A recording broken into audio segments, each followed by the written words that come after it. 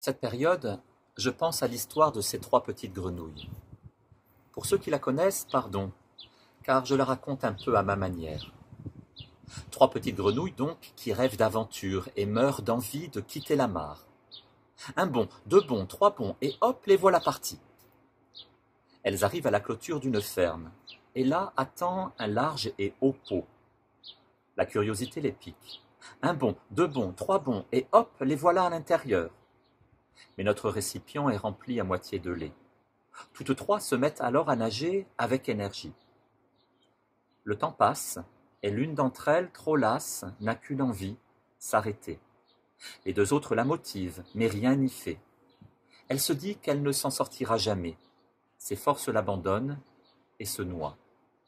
La seconde, une cérébrale, se met à faire des calculs savants tout en nageant. Elle sait qu'elle s'en sortira grâce à la science. Mais voilà que préoccupée par ses calculs de distance et de bond, elle en oublie de nager et finit par se noyer. N'allez pas croire que notre dernière petite grenouille reste indifférente à la disparition de ses deux amis. Mais dans son malheur et sa peine, ce petit être fragile redouble d'énergie. Ses petites pattes nagent si bien que le lait se transforme en beurre, et de cette base solide, un bond, deux bonds, trois bonds, et hop, la voilà sauvée et hors du pot. Je ne condamnerai ni l'une ni l'autre de nos trois petites grenouilles. Elles ont fait ce qu'elles pouvaient avec leur capacité, tout leur talent, toute leur énergie.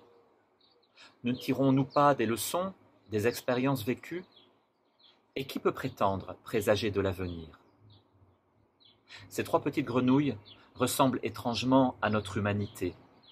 Et dans cette période bien compliquée, nos repères sont perturbés. C'est bien la première fois de mémoire d'historien que toute l'humanité est mise en confinement. Certains se désespèrent et pensent que tout est foutu.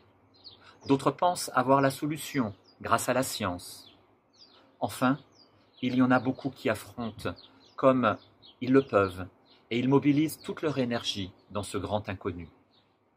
Mais dans toute cette agitation, certains y vont d'un petit mot.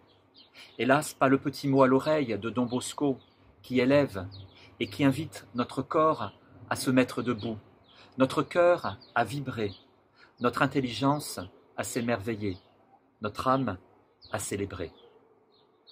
Ne nous laissons pas gagner par la critique facile et la division. Comptons les uns sur les autres. Privilégions tout ce qui peut unir, relier, comme Dieu serre et embrasse toute notre humanité. Laissons-nous gagner par son souffle d'amour, armé de l'esprit de patience et de concorde. Et place à l'inattendu, avec toute la paix possible. Portez-vous bien.